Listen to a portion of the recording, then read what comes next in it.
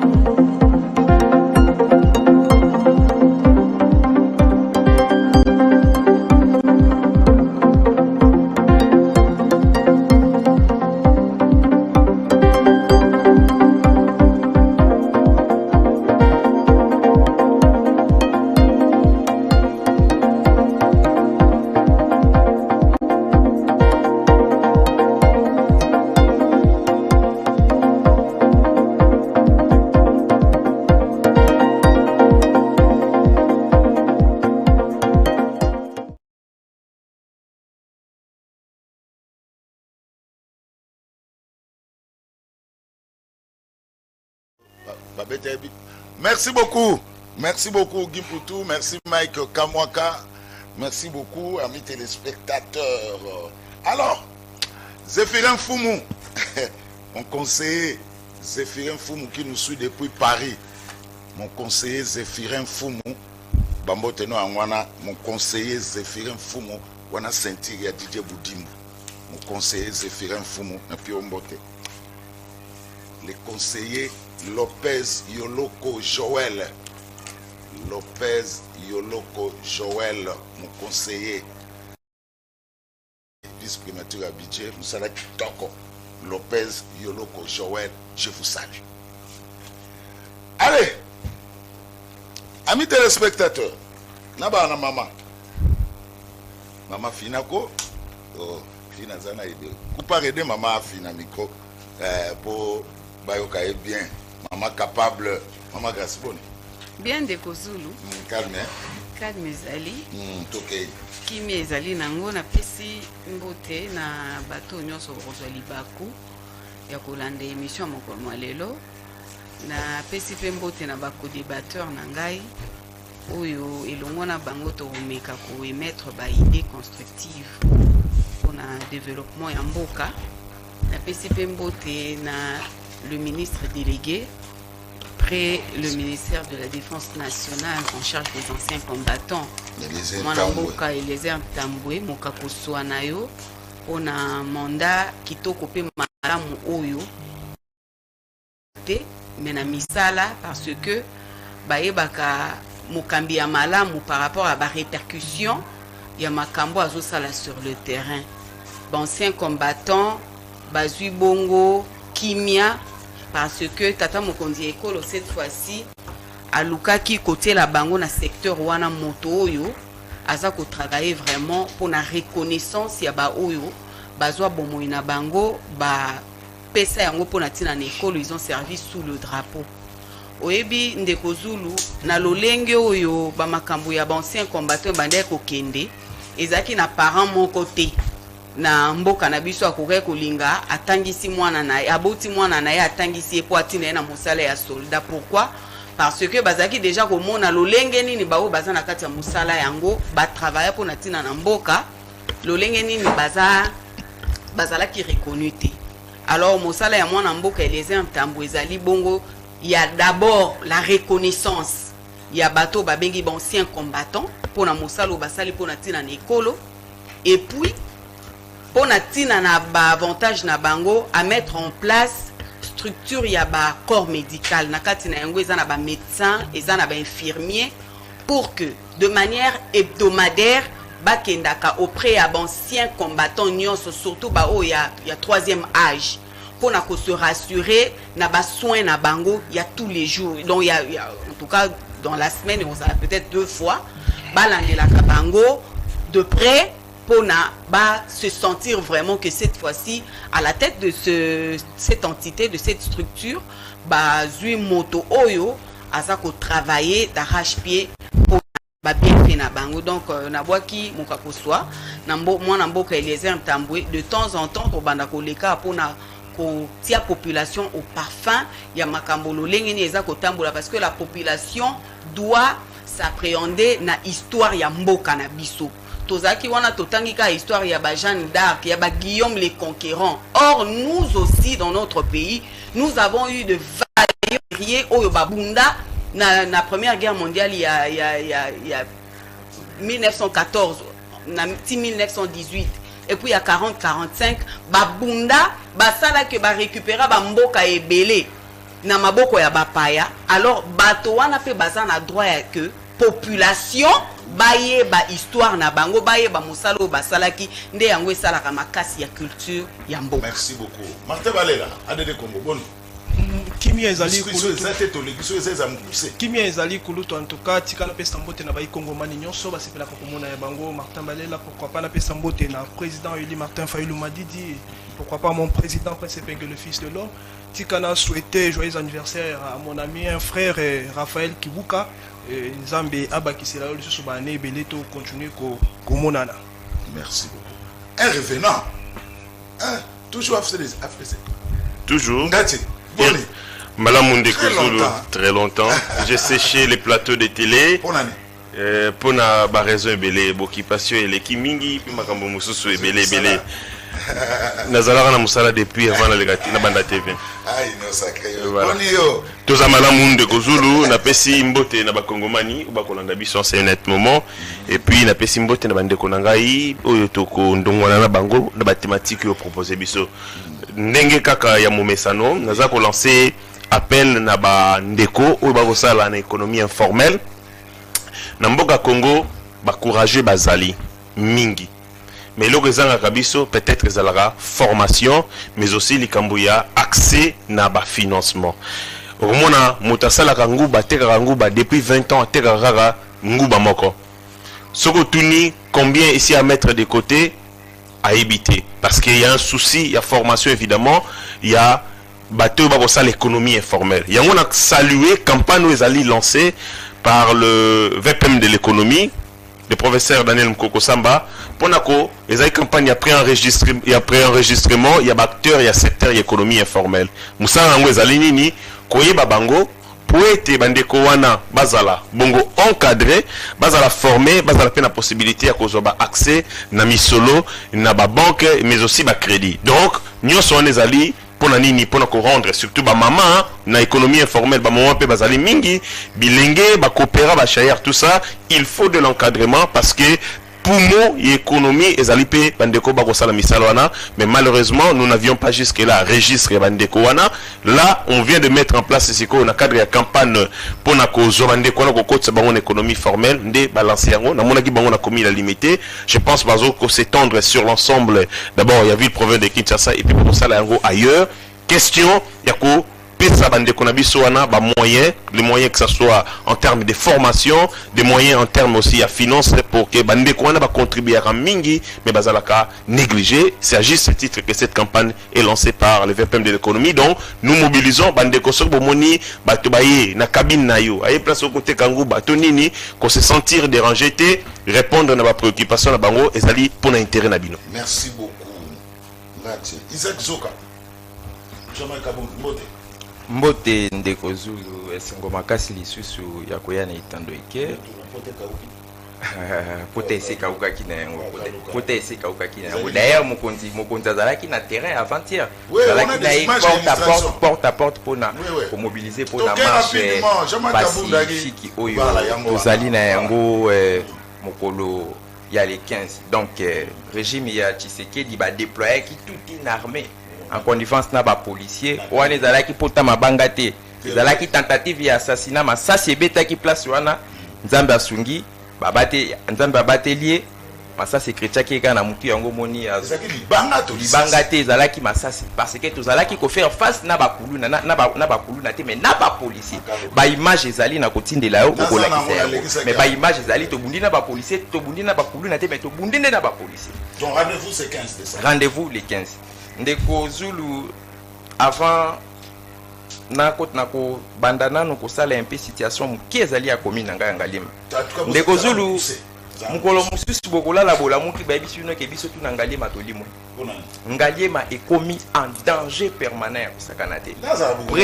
Mais ezali membre moko boya IDPS ceux qui met ses fulgence boya kosala intérim ya ndeko oyo auti koya na quartier ngomba ki kusa Ndeko Zulu makambo ezali koleka kuna bandeko wana bazali ko vivre fléau bazali ko vivre calamité moko ya makasi soki mbula ebeti précisément surtout na localité Kimbambe soki mbula ebeti ba mai oyo ezali ko uta na avenue Marine oyo ezali ko uta na avenue Bikela na mai Ndombe na Lutondo par manque ya canalisation na nzela ezali te mai ba mai wana ezali ko kende ko kita na ya boadi soki ke boadi ezali ko kende ko suka kaka na localité Kibambe ezali ko sala en sorte que ba érosion ezali ko botama ya kosakana te ko banda septembre kino lelo 51 maisons ezali emportées na mai wana tozali komitu na yango lisumu nini Ngalema tosali o eleki ya ji pona toyeba na ko mériter mauvaise gestion ya ba dirigeant ya IDPS na kati ya commune yango tozali ko lancer message que soki ti fin du mois solution et monanité pour na ba problème na biso to ko marcher na ba habitant ya côté wana pona to bima to luka solution ya makambo. Mais le ministre ITP John Banza il est toujours sur terrain. On a autant de érosion, non? Akitanga lema mkolonini. Boluka image place akitanga lema. Chef to place ba érosion ezebele zali na ngalema. Tala érosion mususu ezali côté ya Komobat. E bandi lisiko kusana érosion ezali lisu na kananga wana na avenue wana. E bandi lisusu ko kusana lisusu. Érosion ezalaki ya lalu kuna. Basundoli yango ezui de côté mususu ezui côté prince ministre mususu ezui ya lalu. Érosion ezali ko ya. Solution ezali ko zalate. Au justement population ba habitant ngalema toko lelela na. Voilà, le message est passé. Merci beaucoup. Allez, on attaque maintenant. Émission, avant de attaquer émission, mais tout c'est déjà sujet d'abisso. Accord de Washington violé. Accord de Washington violé. L'attaque contre Uvira relance la pression sur les États-Unis d'Amérique. À peine signé, l'accord de Washington destiné à ramener la paix à l'est de la RDC vient de subir une violation flagrante. Dans la nuit de mardi à mercredi, le rebelle du M23, appuyé par le Rwanda, ont lancé une attaque contre la ville d'Uvira. La tweet Nalandi, l'accord signé à Washington sera le dernier pour moi. Et si Kagame ne le respecte pas, cette fois-ci, j'utiliserai la force ultime. Ngatsuyoki. Voilà, on va en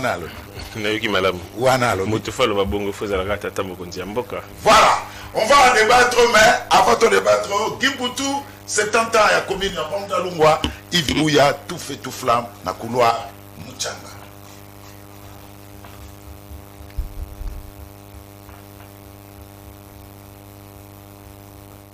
ezalaki nde likambo ya motolopo oyo et démontra qu'il solo était et commandé ya tembe pour le train natif Yves Bouya mwana ya bandalo ya swampe maele makasi po loko la journaliste et ezali lisusu na eloko ya ko prouver te na République démocratique du Congo 8 décembre 1955 8 décembre 2025 et kokisi 70 ans c'est-à-dire mokolo oyo bana ya bandalungwa bazalaki ko célébrer anniversaire na bango na tina wana le train natif Yves Bouya asangisaki bayaye kuluba bana ya bandalo ya 4 coins na couloir Muchanga Kwazima Kimbondo pona kosepela elongo na bango kaka ndenge bozali komona bilili couloir Muchanga erefulaki bato po plus de 2000 personnes bayaki bavibraki bandimaki ko répondre présente na invitation ya Yves Bouya pona kotalisa ete ke bandimela ye bato sakaye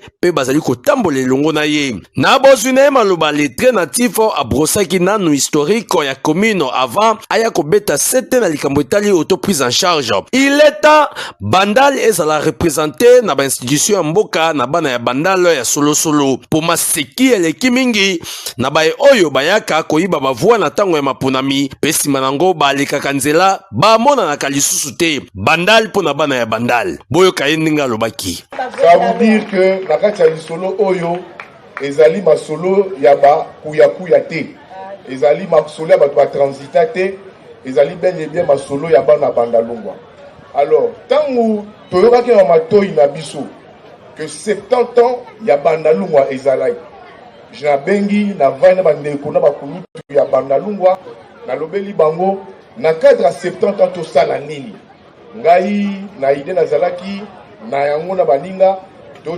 podium, to bina, to sepela. Mais ici, je suis franc et vrai, du fond de mon cœur. Nous vous remercier, grand frère Nanga Dédé Amouli. Je l'ai conçu de temps en temps. Aza ultra natif. Ceux qui sont très natif, il y a ultra natif. Na solina yé na lobeli, mais grand frère, c'est tant à bandal aux organisani. Parce que nous avons consulté Rabatou, la qui m'a rabatouté. esengo ezalaki na ndenge ya kosakana te po oyo Yves Bouya le train natif ya commune ya Bandalungu azali kosala elakisi ya solo ete vitesse komi ya makasi c'est-à-dire trop d'avance na système ya kanga bandal kwanti coin po esi a approuver na intelligence na elokola mopanzi sango journaliste na ba action sur terrain kosala ba don na ba club ya football ya ba quartier nyonso ya commune ya Bandalungwa na ba kimono na ye ya pesa na ba basho na ba club ya ba arts martiaux kotia éclairage public pe kotonga pont atako aswaka mbongo ebele te kasi ye asalaka na ye fidèle na bandali na ye. Yves Buya le très natif aleka ba niveau balobi tango komelaka mai bantaka pe source. Yves Buya tango nyonso pembeni ya population na ye ye abanza na ye source libela o. Pour lier l'utile à l'agréable, cérémonie Oyo ezalaki marqué na ba témoignage ya ndenge na ndenge. Lokole Bapandi Sango, Gilles Boulembi Dinde Kozulu, présentateur attitré ya émission Canal Presse, pe Mike Mukebai awa ezalaki pe occasion pour na quelques notables ya commune ya Bandalungwa ko sala colloque ya sensibilisation autour ya 70 ans d'anniversaire ya commune na bango pona koloba tozali kotambola elongo na yo le très natif Yves Buya. Ezalaki esengona ndenge ya kosakana te le très natif ye moko azalaki wana na pointe pona koloba azalaka toujours pene ya base na ye. Moma ya motu ya mususu ezalaki ya exhibition ya bakata pona ba pratika ya taekwondo ba saper oyo bandimela le très natif Yves Buya ba demontraki bilamba ya bibende kaka ndenge bozali komona bilili na idéologie ya sapé comme jamais ndenge kaka bandalo e bana pe ekenda sango pona musique koloba ndule ballet traditionnel ya Saint-Charles Luanga ezalaki wana na pointe pona kosepelisa Yves Buya pe baye oyo nyonso bayaki ko participer pe basepelaki elongo pona 70 ans ya anniversaire ya commune ya Bandalungwa. Musique moderne na ba orchestre ya ndenge na ndenge ebetaki pona kopesa senso na moment historique ya milulu oyo ya 70e anniversaire ya commune ya Bandalungwa. Yves Buya olobi nini? Bandal, c'est moi, je vous aime énormément. C'est à vous.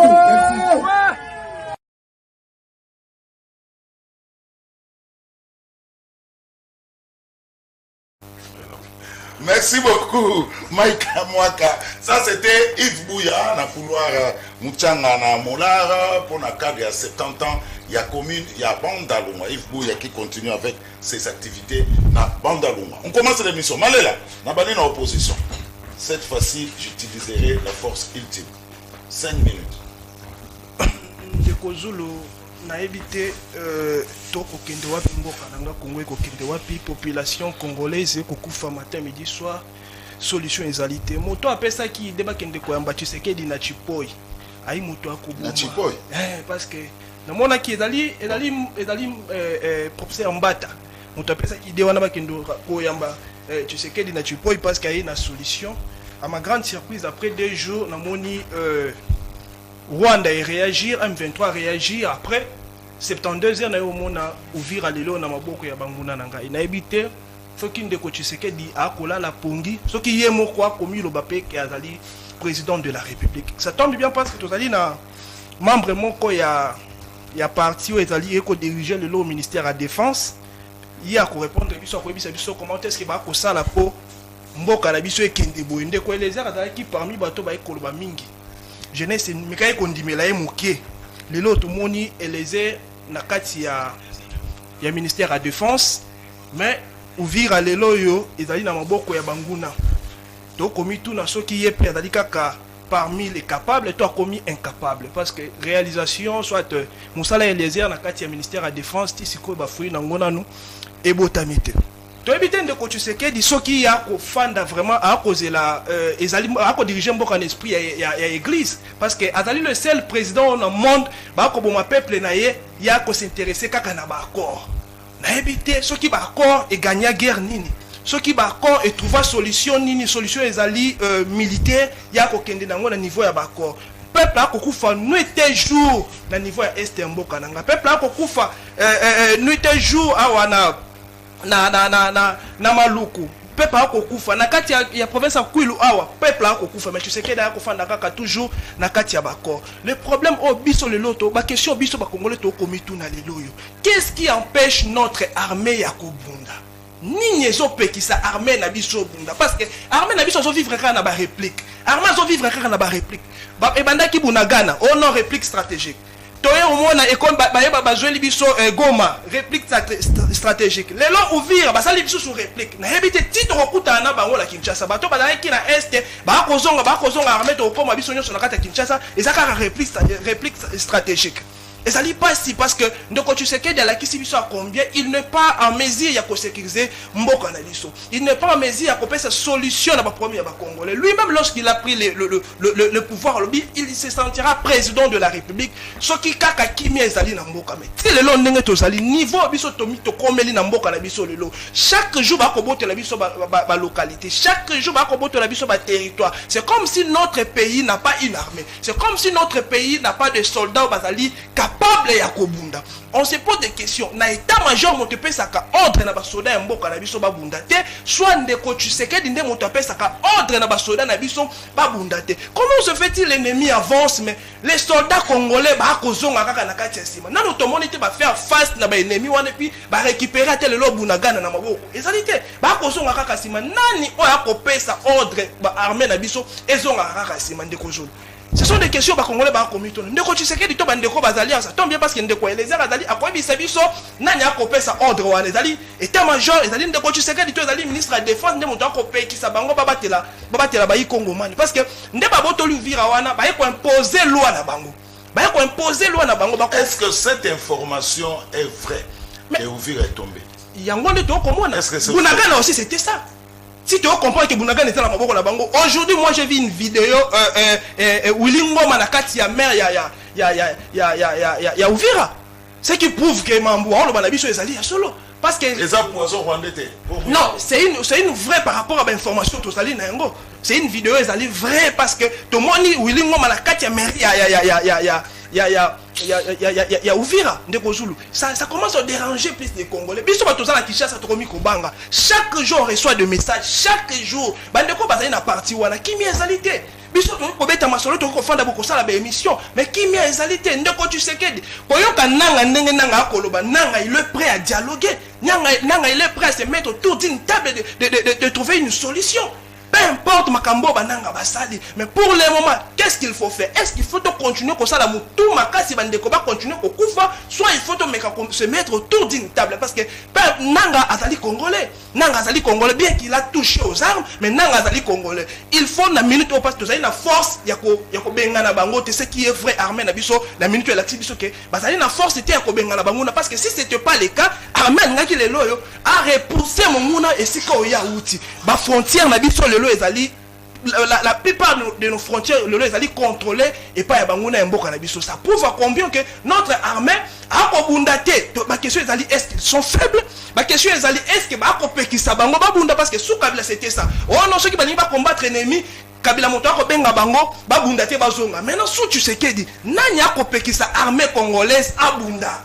Nani akopekisa armée congolaise abunda. Chaque jour mbongo ebimaka mbongo nyoso toko récolter awa ezali mbongo ba kotinda na armée po babunda. Mbongo toko zwa awa na ba taxe awa moto bongisa to stabiliser vie sociale ezali te toko tinda la armée babunda mais armée ngo ba ko bunda te. De plus en plus bato ba ko poussa na kala mingi ta bande ko na ba ko kotela biso ti ba ko na niveau ya Lubumbashi. Soki bande ko na ba komi Kananga.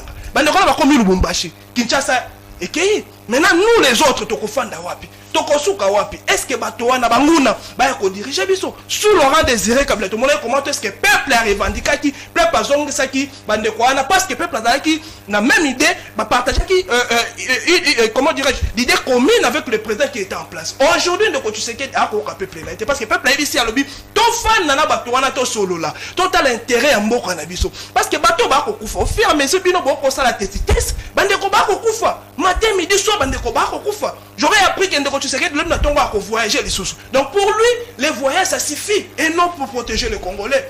Voilà, merci beaucoup. Maman Grace, Bino, réagir. Il y a 5 minutes. Maman, l'accord violé. Qu'est-ce qui se passe au juste? Nini Solika. Heureusement, ils ont un dicton mon lobby que le disciple n'est pas plus grand que son maître. Ce qui maître et en face, le président Martin Fayulu que je salue, a reconnu que ceux qui ont un bateau au peuple la montée mais ils ont les aiment. Donc c'est pas son disciple qui va venir contredire son maître. Alors likambo yo ya makambo bakor makambo ya Uvira tomber nga na lina zwango na la paramètre mibali. Tokene na hypothèse selon quoi Uvira a tombé. Ce qui Uvira a tombé. Cela veut dire que nos amis qui sont dans l'opposition se contredisent eux-mêmes. Parce que balobaye que accord wana ils ont un désavantage ya ba Congolais, ils ont un avantage ya Kagame. Si ceux qui accord wana ils ont un avantage ya Kagame, comment se fait-il que Arosala te Makambo est protégé accord wana parce que ayebi que ils ont un avantage nae. Donc ceux qui Kagame azo kende na guerre parce que bisonyo soto yebi yango que le parrain ya ba M23 na AFC c'est Paul Kagame. Donc, ce qui a lâché prise, cela veut dire ayebi que accord wana ezande na désavantage na ye. Yango wana moyen mosusu ezalité et sengeli na ye à tout prix à continuer ko bunda pour na ko récupérer entre guillemets to ko bossa na ba revendication au Kagame asala qui était comme quoi historiquement parlant la partie est de la République démocratique appartenait et quoi appartenait, je ne sais pas comment dire ça en lingala, donc ils ont parti historiquement parlant et ils ont quoi appartenir, tout ils ont quoi appartenir na Rwanda, mais et que RDC ezo yango na makasi. Donc ba ambition expansionniste na ye o azaki nango besoin pour na koluka ko récupérer partie est wana amoni ke ba corps oyo et sali que ba ambition na ye eza sous na place te. D'où a ko respecter yango te fois luka kenda na mandoki kaka. Pourquoi je le dis? Tango kaka basilisi makambo ya corps wana Kagame azui maloba asalaki message moko a Twitter qui comme quoi soki ba corps oyo toke ko signer et simbité et qu'on a la responsabilité à Washington te mais qu'on a la responsabilité à biso moko ndeko Zulu comment yo ba vandisi yo boluka kimia na moto kaka na ko bima bisika ko luka kimia wana osala message ya que si message si ba accord o esimbité donc ils a problème à Washington te aux a problème à biso, cela veut dire Kagame na moto na ye azali kaka na posa ya ba désir na ye ba ambition expansionniste na ye ya ko récupérer partie est de la République démocratique du Congo ba pesa ye yango. Donc cela veut dire bande ko na biso opposition c'est ba comprendre que ba accord wana en réalité ils ont un désavantage ya Kagame, raison pour laquelle il s'agite. Deuxièmement, Kagame alobaki na bato nyonso ya peu abande ko loba que non, le conflit wana is un conflit congolo-congolais. Le Rwanda n'a rien à voir avec ce conflit-là. Qu'est-ce qu'il est allé faire à Washington?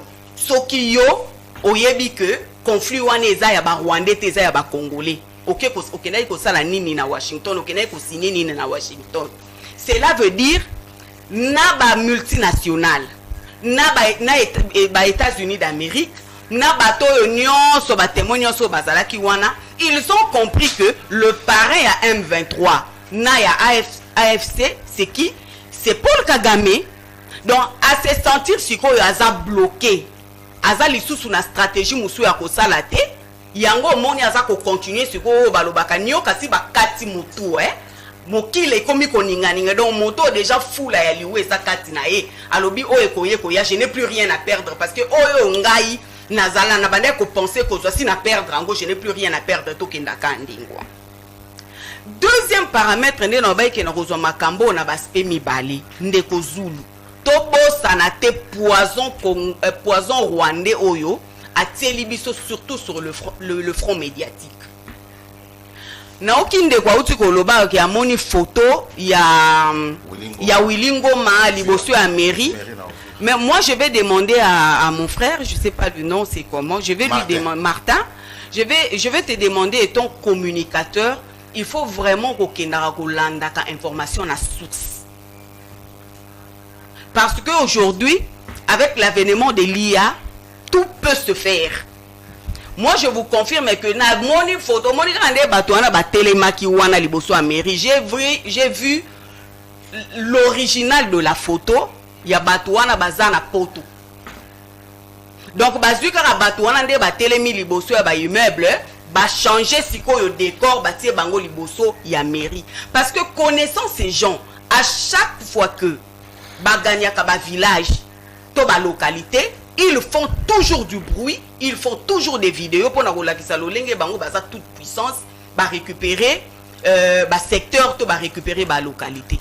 Donc lelo yo bango baza ko se limiter na niveau ya photo oyo iyana makambo nango nyonso ezosala parce que Rwanda ndenge eza boye endimi kotia bambongo nyonso en jeu pour que sur le plan médiatique a déstabiliser psychologie ya peuple congolais pour peuple ebanga et lâcher prise pour bango va continuer à lancer poison na bango na kati ya population. Donc moi je dirais que makambo yo soki ouvira est tombé, nos amis de l'opposition et tous les témoins au baebi makambo lo lengezo kendela et sengeli ba comprendre que le perdant dans cette histoire ya accord c'est Kagame. Il sait déjà qu'il est perdant. Yango moni a kesiko yo na démarche wana ya kolukaka ake libeba. Mais mokonzi amboka za mwasi na ete biso tokedaki na makambo ya bakor pona ko récupérer place na biso sur le plan international tozongisa RDC sur les concerts des nations parce que RDC ezalaki suko exister te comme état. Tata mokonzi amboka sali que sur le plan diplomatique Kagame azasu na monopole te parce que yazalaki wana yazaki makasi na diplomatie pour que ne kolakisa ndenge nini génocide et détruisa bango pour que ne kolakisa ndenge nini Rwanda bazaba na mawa mais lelo amoni que azu moto azako contredire yazu contradicteur mokonzi amboka bundi sur le plan médiatique pour que bato nyonso bazaki ko croire te que Kagame nde azalaki na sima ya makambo e banaye ko sama na mboka na biso lelo ba comprendre que ndoki ya République démocratique du Congo c'est Paul Kagame. Là maintenant comme États-Unis d'Amérique, ba grande puissance, ba multinationale union surtout pe ba kokwe kokene ko somba ba biloko wana comme ba reseller na maboko ba Rwandais ba comprendre que c'est vrai que Paul Kagame était derrière ça. Si contre okene tata mokonzi amboka lobi ke accord ya Washington eza accord ya suka mokili mobimbasi e monito lakizi bango ndokiyeyo. Cette fois-ci sikoyo ngana ko senga na bao baza ko kamba armée. Oui, parce que problème ezape wana sonné un problème. Il y a kosenga na armée babunda botola ekolo mais c'en est un autre problème. Il y a kozana na kati ya armée na biso na ba traître oyo bango mokonde bazokende ko boycotter mosala monene tata mokonzi amboka zo sala pour que armée na biso ezala efficace to ko bossa na magambo ya ba mixage brassage oyo armée na biso et eza victime na yango te moto azaki na sima makambo wana eza kraba Rwandais wana. Donc nous avons un problème où nous cherchons à fortifier notre armée, mais au sein de cette armée, nous avons des traîtres oyo, bazako boycoté mosala moni nezai ko sala mame, moto aleki ekolo na makasi azalite, moto aleki peuple na makasi azalite, bitumba oyo tokobunda yango et puis Paul Kagame, suka na eza connu. Ndenga zaona bisika avandi Paul Kagame ayebi suka na eza ndengeni. Il a déjà touché à sa fin. Donc na koyebisa bana ya ekolo bana ya Uvira tata mokonzi ya mboka azana bino na motema bitumba oyo tokobunda yango po mboka Congo ezali mabele ya bakoko na biso. Merci beaucoup. Na kepa Isaac mon kepa ngati Isaac accord violé batebele batuna nzaba bino kozulu comment tu signer accord devant Trump mais Kagame azo violent. 5 minutes. Merci Ndeko Zulu pour la maloba. Ndeko Zulu nazaki na posa ya kosala toilettage te. Mais tikana meka un peu ko recadrer maman. Namona ka ona ba émission de kaka réflexion no ezalaka likolo ozali mutu ya malamu. Mais omoni ngonga oyo tozaleli ezali si ngonga ya kokosa peuple te.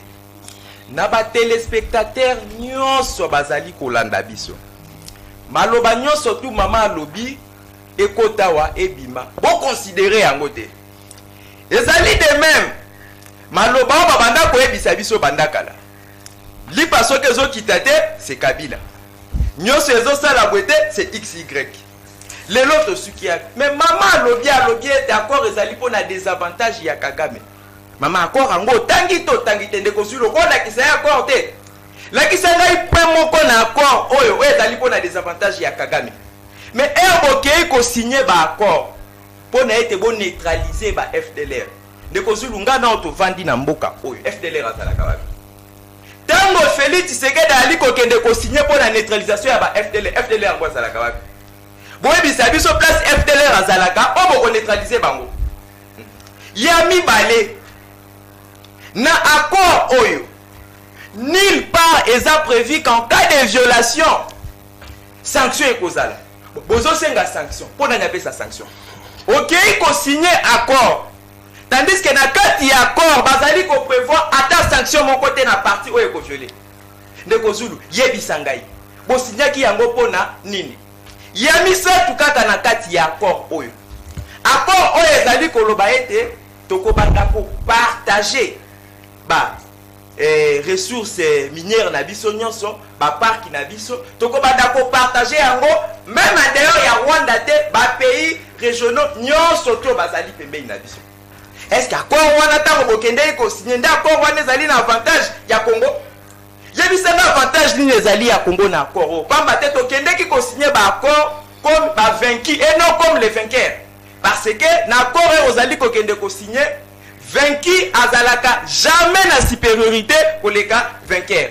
Yamisa tu mama uti koloba awa ete alobi ete conflit ezali ya ba congolais Kagame kendo lukani boyebisa nga Laurence akende ko lukani ba représenter ya ba Uganda na ba Tanzanie ba kende ko lukani. Laurence était comme témoin, il n'est pas allé signer l'accord. Ndeko Zulu omoni pourquoi tango peuple ali koloba ete Jean-Marc Kabunda azali donc pona biso bopesi lelo Jean-Marc Kabunda raison ezali pour rien que Jean-Marc Kabunda azali leader ya opposition.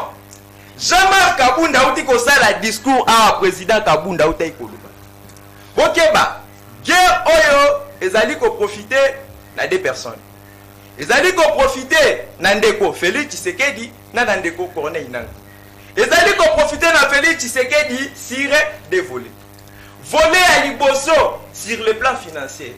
Ndeko Zulu banda année bandi kino lelo RDC to dépasser 7 milliards pour notre suma minduki yebisa ngai ba militaire kuna bosa repli ba on la minduki ezalité ba militaire baza na tenité gouverneur mais ozomona ba vidéo ya bazobi ba uvira te gouverneur ya nini ya Ituri alors ba ete ba militaire baliaka 3 fois par semaine donc sur 30 jours baliaka 15 jours mbongo ebimaka ya ration pona ba militaire ekendaka wapi ba militaire bali na ba munition kuna te likambo akokamwa na moni ba rebelle ba rwandais na ba M23 ba okota na ba char na Uvira tandis que armée na biso tozaka na char te toza na véhicule blindé te mbongo ane ezali kokende mbongo ane ali kokende na poche ya Félix Tshisekedi azali ko profiter na guerre po yeba ndenge nini kobimisa minduki armée ko bunda ndenge nini Ndeko Zulu bote clientélisme na kati armée bote népotisme na kati armée bote favorisme na kati armée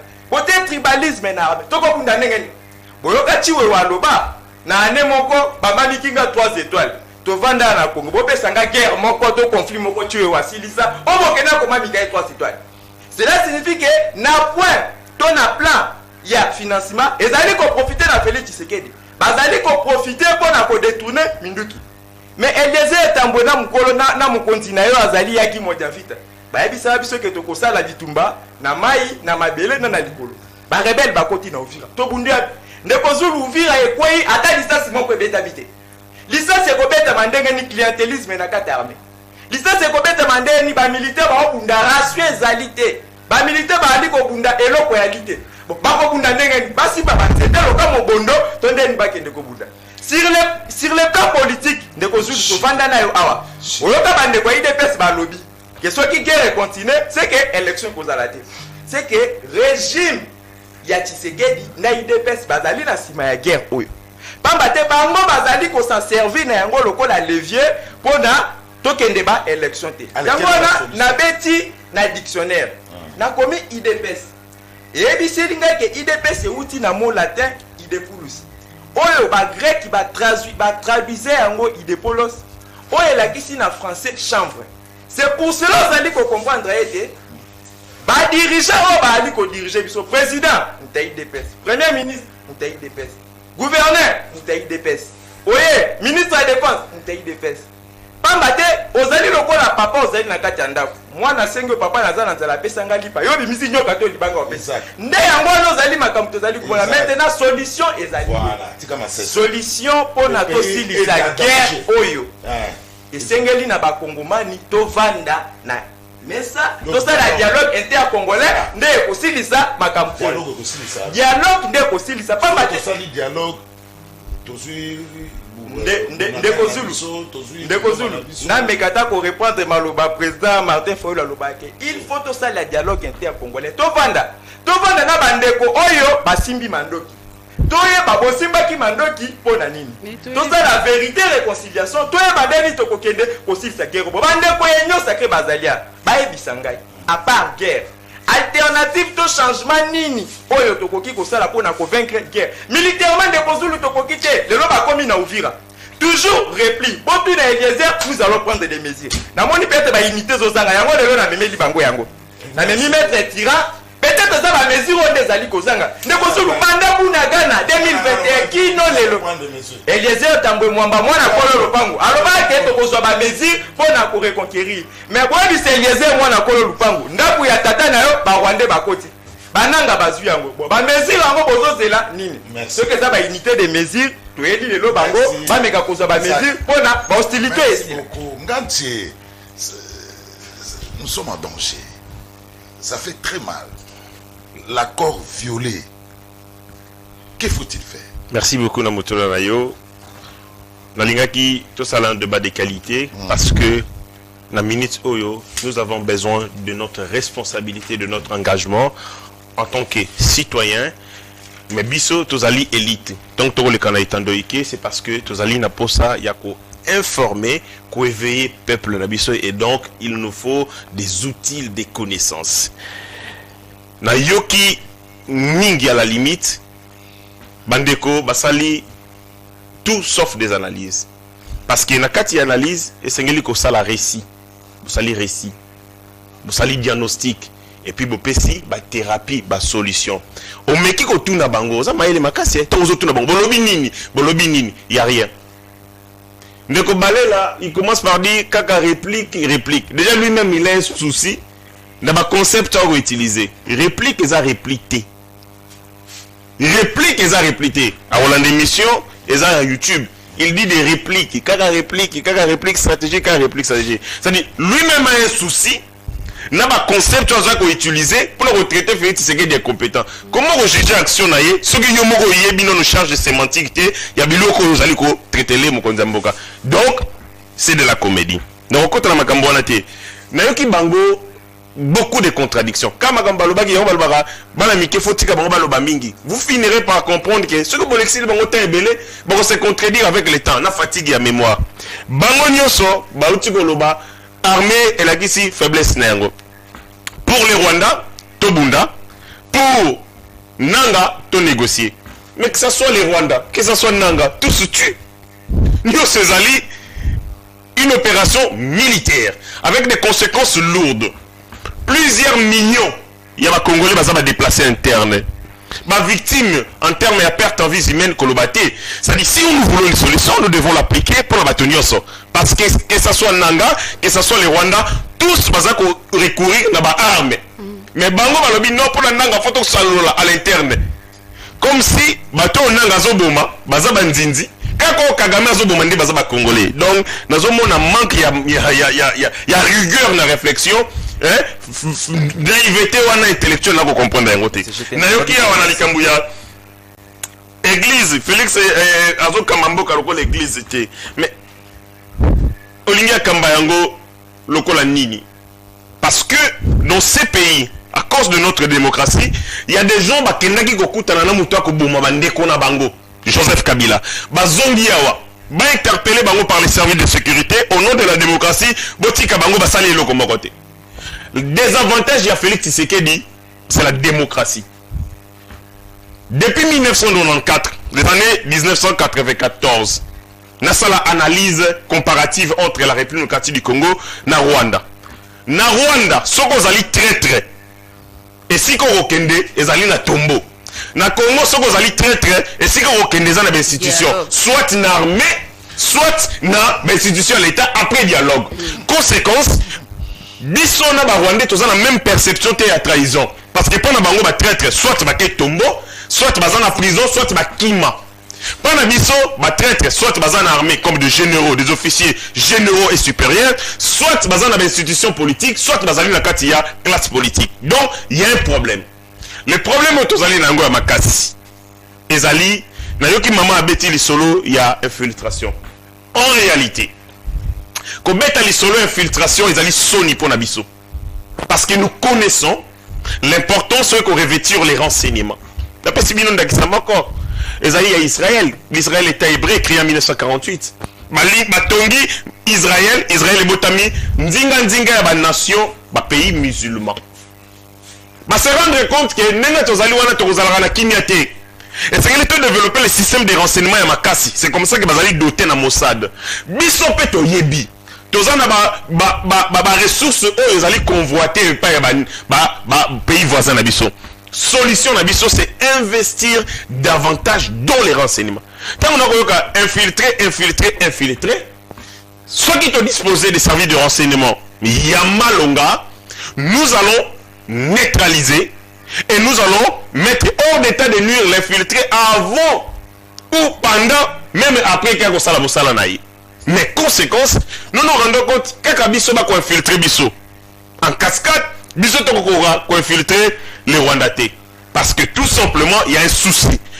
Les renseignements constituent les yeux et les oreilles de l'armée. Armée va bêta à Yokaka.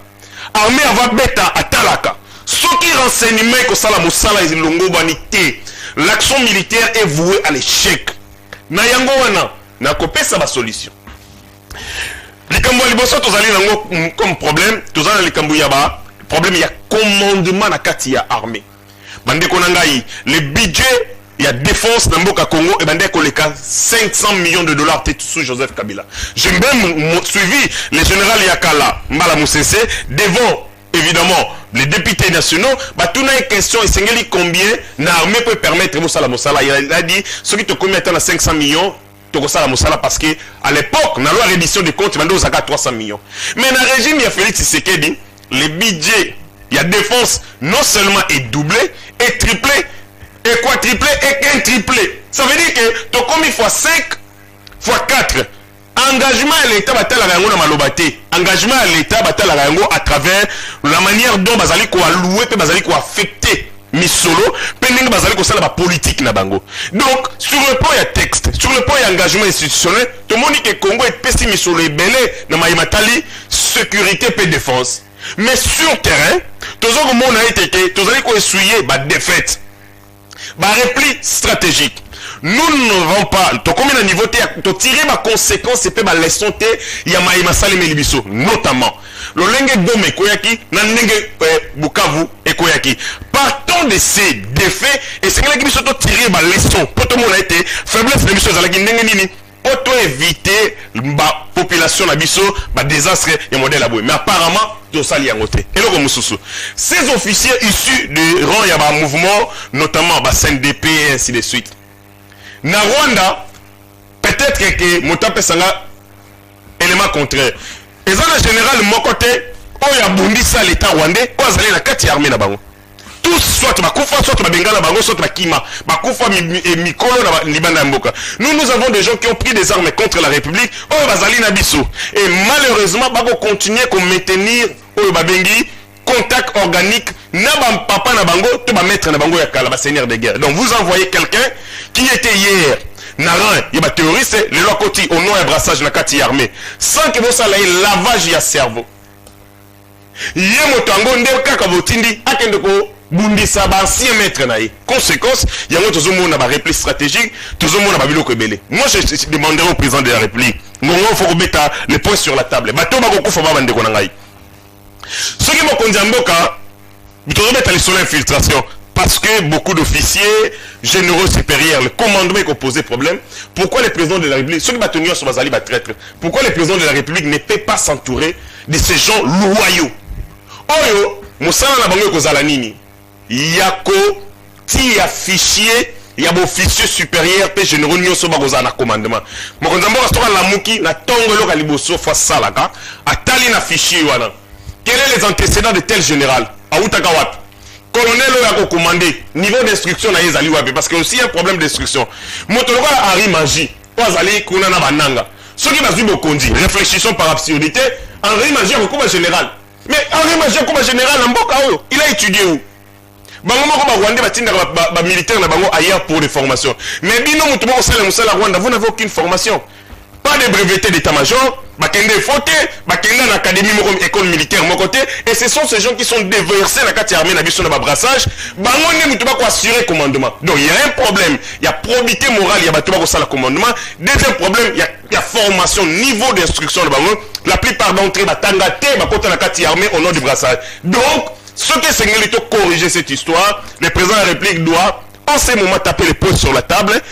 Nanini n'a qu'à élaborer un fichier pour permettre Toyeba historique. Il y a chaque officier à Outarapi, à Salanini, au besoin qu'on ait la Kabango Tongo midi. Pourquoi? Parce que comportement na bango, attitude na bango sur le terrain et qu'on accepte que bazali ko sala.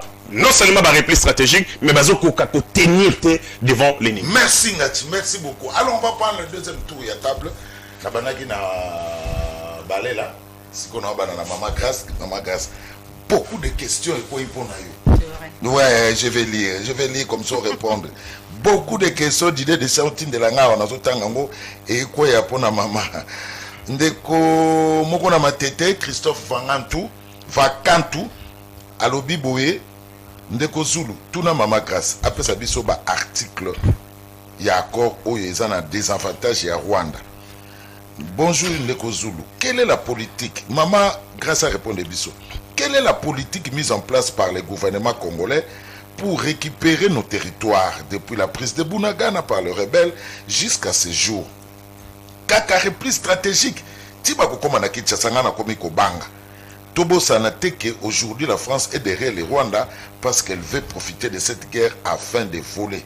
Si nous étions un pays sérieux, nous devions à l'immédiat déclarer officiellement la guerre au Rwanda en commençant par changer les généraux soupçonnés d'être complices. Ndeko Zulu, tout na Maman Grâce. Atika kolbabilo kwa loba akosa sangana kiti na otale na ndako. Ouvira ekoyaki. Pe ba accord ezalaki pour la paix na sous-région ya Grand Lac. Oyo mama zali kosala ezali ndeti kinkei na tango, kinkie na tango ya Mobutu.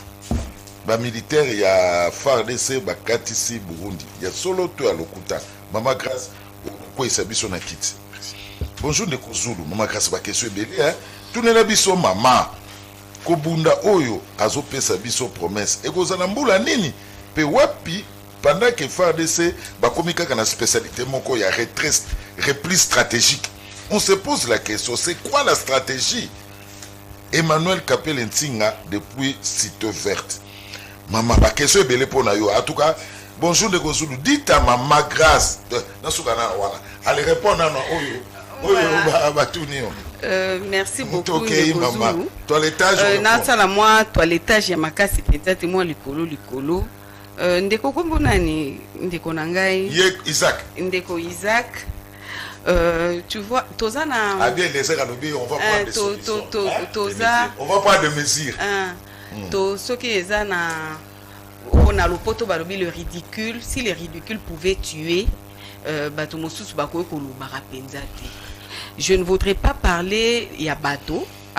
Ça la débat moko ya ba idée, mais ce qui bateau bola ba pneu na bango bazo ta la télévision lelo que vous n'avez pas de leçon à prendre aux gens sur la démocratie, parce que lorsque vous avez eu une portion de pouvoir bolaki saki biso ndenge nini dictature et s'installaki. Donc nako tika la manate a posé question moko à lobby pourquoi nanga asimbi Mandoki, le président Martin Fayulu a lobby batoni osofu basangana potoye ba bande kona biso basimbaki Mandoki pona nini basimbaki Mandoki ndenge ndeko mopanzi a uti koloba eza babiloko mingi sala maka na République démocratique du Congo, pas ailleurs. Mais pourquoi ailleurs et ça la maraté? Parce que Bamboka Lugwa Rwanda on est un pays démocratique. Biso toke ko copier démocratie ailleurs. Mais pour la mise en forme, la mise en pratique de cette démocratie, toke au-delà même il y a makambo de démocratie en Weza Kusenga.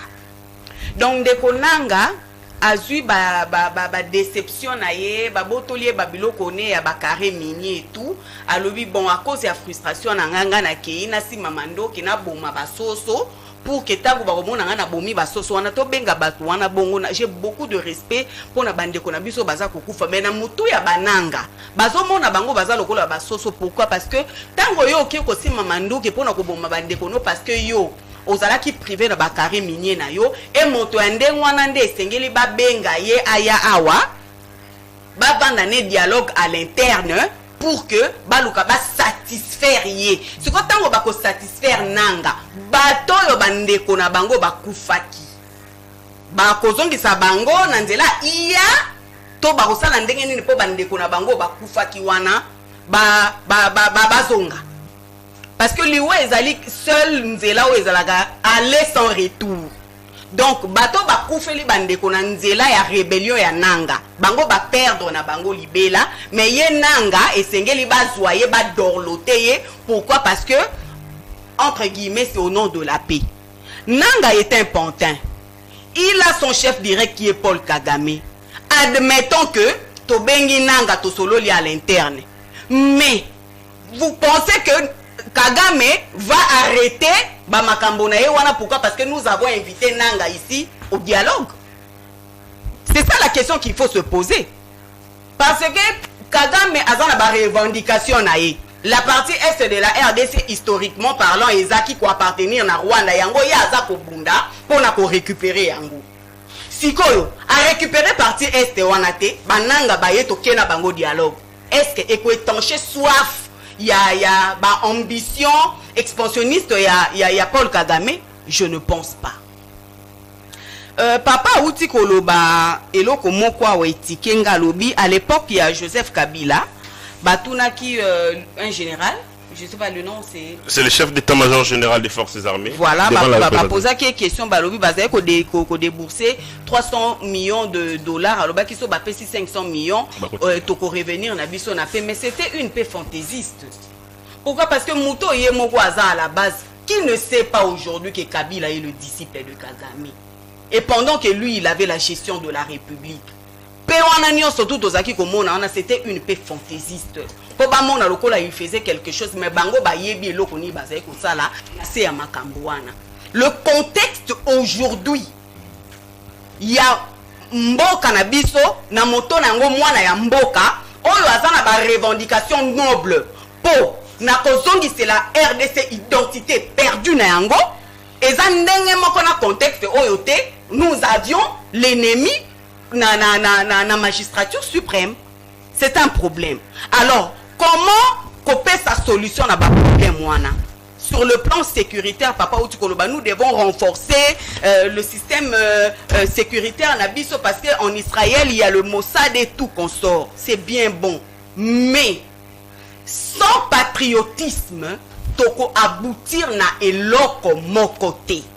Yo moko Outikoloba ke na Rwanda, donc un traître sort naïsa déjà connu d'avance. Ou c'est la tombe ou c'est l'exil. Mais maintenant nous, bandeko na biso ya opposition bazana nga biso, les traîtres qui ont trahi non seulement le pays et leur peuple. Au soit disait c'est bakamba, bazo benga bango ba dorloté bango na dialogue. Maintenant, bato oyo trahison et koma lokola makila na bango circula kananzo to na bango. Baza bato basa imprévisible. À tout moment, ils peuvent trahir parce qu'un traître aura saisir yété. Ce qui est dans loko ya makas au Congolais, moko na moko esengeli a zongi sakati na c'est le sens élevé ya amour ya patrie. Oye ba que ceux qui va passer au sens et à responsabilité. Étant en tant que général, en tant que président de la République, en tant que ministre, on comprend que mon salaire yambo ya ko sala eza d'abord pour l'intérêt général. Ce qui bisognon surtout au lati patriotisme loko la kazaka na biso. Papa ça va marcher comme sur les roulettes. Au moins appena que moto batie na service sécuritaire azo sala mo sala bo elongo bani. Parce que na minute oyo yemoko Joseph Kabila lobaka je n'ai même pas 15 collaborateurs oyo baza fiable on a beaucoup ça la confiance. Et c'est le problème aujourd'hui que l'homme congolais est devenu. Tozoye baté à qui faire confiance. Mais ce qui est en eloko esengeli na biso ko sala pour na ko renforcer sécurité na biso moto na moto ayeba yango que nous n'avons que la RDC comme un dénominateur commun. na minute oyo soki ba Rwandais ba ye même bandeko a opposition bazo lobawa tant mosusu biso nyonso tout okopota mbango parce que bango posa na bango ezali ni paradis o ezali République démocratique du Congo basakapare na yango parce que mboka oyo Nzamba pesa bango bazo tonda yango te. Donc ici j'interpelle tout Congolais. Félix Antoine Tshisekedi Tshilombo aza moto akolika. Moto mosusu ako remplacer. Mais même moto ako remplacer, ce qui est kokutana na ba même problème ya trahison.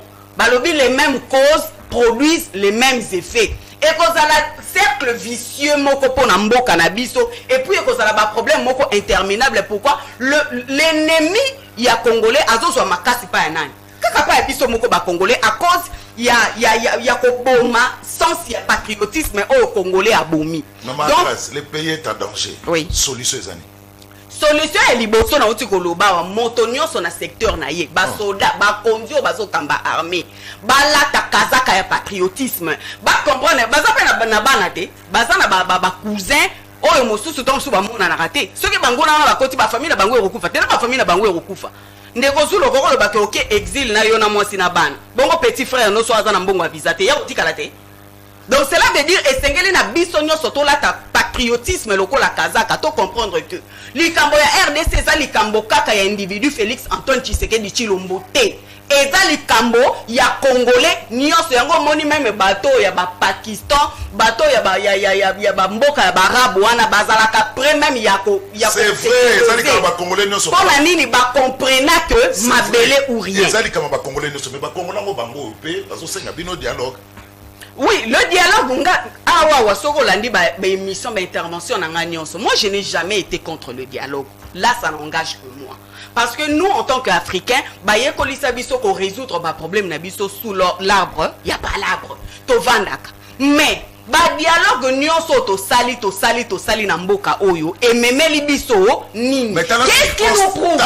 Oui, la circonstance est là. Mais qu'est-ce qui nous prouve? Avec cette trahison déjà qui ils ont circulé na mitupe na makila ya bato. Qu'est-ce qui nous prouve que lelo yo soki tata mokonzi ya mboka a convoqué dialogue wana bato bako respecter yango de peur que comme un cercle vicieux moko dialogue est comme loko la machine moko ya blanchisserie et que na ko laver moto sora sale mabe putain azongi na kati ya ba prérogative ne ba pesier mandat ba pesier ba policier ba komi ko batele oubliant que aza parmi bato yo aboma ki population congolaise. Merci maman. Isaac, il y a un téléspectateur à Tunia Lobby. Tant que la RDC n'attaque pas le Rwanda directement sur son territoire, Kagame ne va jamais reculer devant ses velléités d'envahir les territoires de la RDC à travers le M23. Pour la télévision, nous devons attaquer Rwanda. Ndeko Zulu, tikela ngai mwa minute. 5 minutes. Ya so nakobanda ko répondre na Mama Grace. Mama Grace.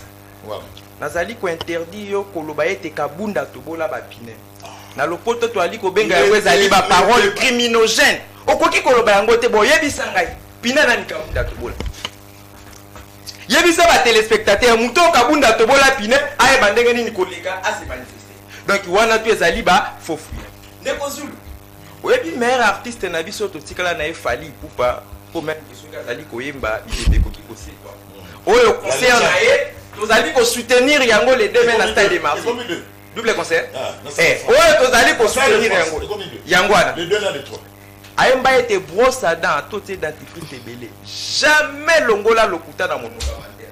Yango le souci bomunya. Comment Fally Ipupa meilleur artiste na biso to tikala na ye. Légende na biso azali ko beta double concert. Ouais, ça biso eta yemba était brosse à dents. A tout dentifrice ebele. Jamais longola lokuta na monoko wanter. To monya ngoleve. Ndeko Zulu. Na moni yango pesa lilo. Comment mutu ya after ça pour koleka na télévision lo baete des avantages ya Félix Tshisekedi des alliés démocratie. Est-ce que makambo ko belaki biso na kaluka? Yo monaki yango. Ndeko Zulu, ndeko Samuel Mbemba, ou azali un faux diplômé, un faux avocat. Attention.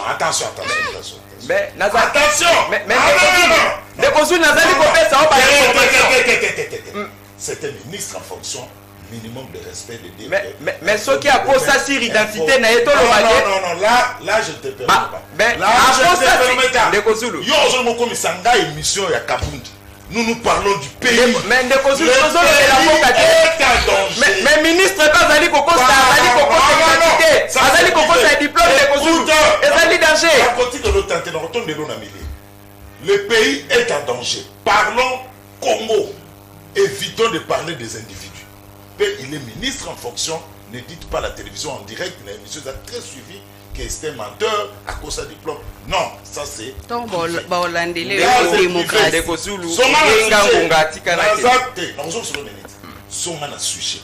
Quelle est la solution? Le pays est en danger. Parlons Congo. Ne parlons pas des individus, s'il te plaît. Aujourd'hui, comme ça émission, il y a Kabundi. Thé, c'est émission Kabundi. La biscuit, biscuit c'est Silaki. Soma. Ndeko Zulu. Voilà.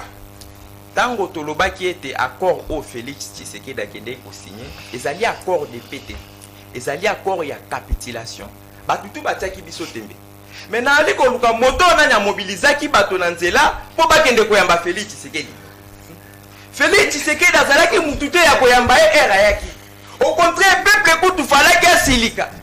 Peuple falaki atomboka, atumba bapine na accord ya capitulation au Félix Tshisekedi asigné biso. Mama zali koboya ete makambo lisusu ya ko réintégrer bandeko oyo babomi ezalité. Mais accord obo signé. Na ebiso ke mama tangi accord. Accord oyo ezali kotia ba mécanisme sur intégration des groupes armés non étatiques elingolo bali.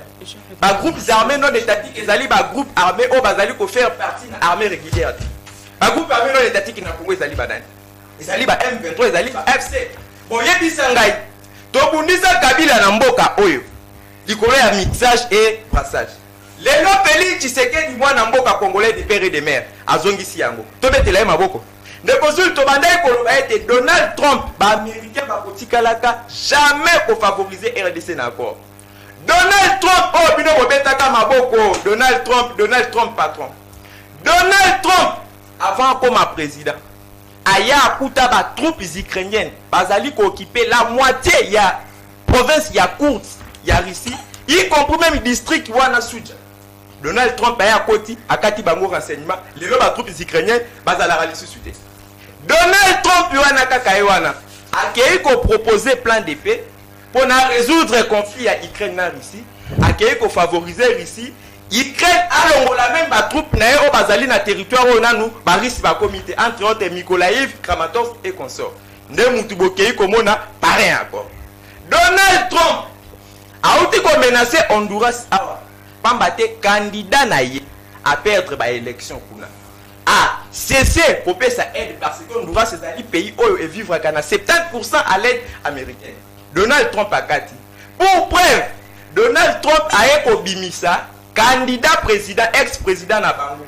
Oyo bakangaka ye na sous Joe Biden ba condamné na 45 ans pour trafic de drogue. Mais Donald Trump a eko gracier a bimisier. Nde mutu bokei ko signer accord. To yebisaka bino bande ko union sacré baloba. To suki ya makambu ya sécurité na minéraux. Mais ndeko muka lobaka babengaka soki kapanga nzengu na yo kaka ngonga nyoso. Félix Tshisekedi asali ndenge Arabie Saoudite asala na États-Unis. Bango ba pesi minéraux ya pesi sécurité. Lelo na Congo to suki ya. Yango wana ndeko Zulu mokolo ya le 15 il faut dans la ville mon awa na Kinshasa. Le 15 moto nyonso to abimate moto nyonso il faut participer na marche pacifique. Oyo le président Jean-Marc Kaboun à Kaboun la coalition de la gauche congolaise coalition ya peuple est organisée pour soutenir bandeko na biso oyo bazali kuna. Tozali ko marcher de pour na ba intérêt na biso. Jean-Marc Kabunda tikala jamais ko tambola pour na ba intérêt ne. Jean-Marc Kabunda tikala jamais ko œuvrer pour na ba bien propre ne. Jean-Marc Kabunda zali wana pour na ko œuvrer pour na ba kongomani nyonso. Pour preuve Kabunda zala premier vice-président de l'Assemblée nationale. Salaire ya premier vice-président de l'Assemblée nationale ezali 10 fois salaire ya député simple. Mais andima kotika ebonga wana pona peuple. Andima kotika ebonga wana po eba ko compatir na biso. Donc mokolo ya le 15 moto azanga te biso baso tozala na nzela pona tokende ko soutenir. Lelo ba komi na Uvira. Tokomi kozonga shiga. Kalemi yango na kalate. Okoyoka par accident, to par rêve d'ici fin du mois bakoti. Pona bana kosila to sengi na bato nyonso, to sengi na bakongomani nyonso. Lundi est à la ville morte, biso nyonso to bimana nzela parce que sur le camp militaire de Kozulu na ali ko bandela. To kokokate pamba te to ali makasite. Armée beta wakaka repli. Siko repli moto kosuka tia. To koya na Kinshasa repli. Toke Kozonga na Congo Brazza repli toke Gabo. Armée beta na repli de Kozulu 4 ans. Bauti koloba ete Joseph Kabila ndoki Joseph Kabila atika budget à 300 millions na armée. Tondimi Joseph Kabila na budget à 300 millions. Goma ezala occupé pendant plus de 11 jours. Joseph Kabila na budget à 300 millions. Militaire bandai ko futa avant les 25. Bino voye bo triplé. Rebelle la commune Uvira Kalate Kalemi. Na yazali malam. Merci. Maman zali ko senga patriotisme tika na répondre. Et on détourne en bon pour le patriotisme. Et on ça la voyage pour le patriotisme. Wana patriotisme ezalate. Patriotisme comme akaka, c'est comme pour na bien na bino patriotisme. Bozoi bambonga l'état patriotisme. Nangane makure ezalakate, patriotisme ezalaka. Maye bimakate patriotisme. Kuluna eza kuna patriotisme. Yango na ali kosenga na général d'Israël quand il y a vu le professeur Kinshasa. Aluka ali suba kuluna te. Ba kuluna baza na kati ya la police. Bozoi l'infiltration. Merci. Et comment ba passer biso na kan luka. Merci beaucoup. Merci. Ngatche. Mais on a entendu ici, Pesanga minéré, on a Pesa en sécurité. Hein, Ngatche? Où en sommes-nous? Merci beaucoup. Nayoki, s'agissant, il y a corps. La presse congolaise a une responsabilité et un devoir, il y a qu'à informer. Là, je commence par interpeller le ministre de la Communication, Patrick Mouyaya, respectueusement. Le ministre est Petentik, mais aussi troisième ministre Oyatali Makambuya, tout ce qui est lié notamment à Makambuya communication, de manière générale, et puis Nasuki, la présidence CESAC. Pourquoi Bakoki a initié des marches auprès de la plateforme locale X, notamment TikTok, pour restreindre, pour limiter le compte il y a Rwandais où ils allaient comme ça la désinformation. La guerre elle est médiatique. Rofanda Boye, un compte fictif et telle ville et quoi, totel et saliboye. Conséquence, information d'Engezali Boye et dictaka ma conduite collective. Batubaye baraté, information que vous même peuple na milinga et que soulever bateau. Et sengeli toye baka maïma koleka peuple aïba parce que zali devoir na aïba maïma ko salama en temps réel. C'est comme ça que va limiter bazali la possibilité ya ko initier président CESAC ministre Petentik na communication ko komela pe ko saisir ba plateforme wana ba limiter diffusion ben Fox na bango et pas na biso. Na ina likambo ya bakor bande ko belé awa bazo betali solo ya accord de paix aux acquis entériné le 4 décembre. L'accord a été déjà signé depuis le 27 juin. Bakonzambo kabaye entériné yango. Ndeka lobina ebisaye point ni place accord ezali positif. Na quelque chose musikate. Kende na préambule y accord.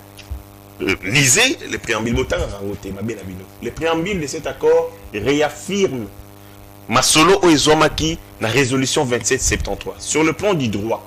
Quand un acte est et prendre à bras le corps un acte antérieur ligne ko laksaite que acte wana antérieur ezali na validité et puis ezali na en vigueur. Donc na katia masolo to sali na Kagame ko signer accord na ye tondimi na biso na ye résolution 2773. Or la résolution 2773 est sengaki ba trop rwandais ba longwa sur notre territoire. Ngate, non question. Kagame ebaki ka respecter accord, tu as signé comme point. Voilà, c'est ça tout le problème. Oui. Bandeko Zelana Zong. Excusez-moi. Accord respecté en mot, mais pourquoi il a signé en mot la présence à mon entier? Merci beaucoup. En termes il y a des actes juridiques internationaux, tous à deux catégories nango. Il y a liboso tous allés na ba soft law. Soft law ils allés ba actes juridiques ils allés na contrainte. Ils allés notamment ba déclaration, ba charte et ba résolution. C'est-à-dire au moins charte, vous avez la résolution 2773. Ils ont la contrainte.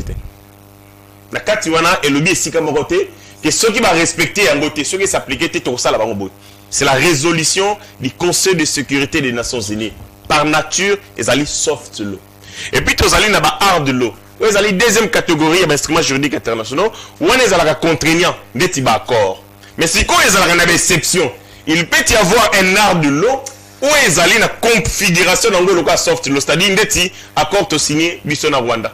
Ils allaient dans la contrainte.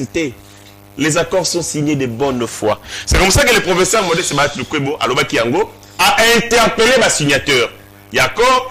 Que Basala Yango de bonne foi avec sincérité, que les sons ya Congolais aient interpellé Bango. C'est-à-dire, nous avons voulu estimer que l'accord Rwanda est exécuté de bonne foi. Mais pour Nini, Paul Kagame a signé Yango.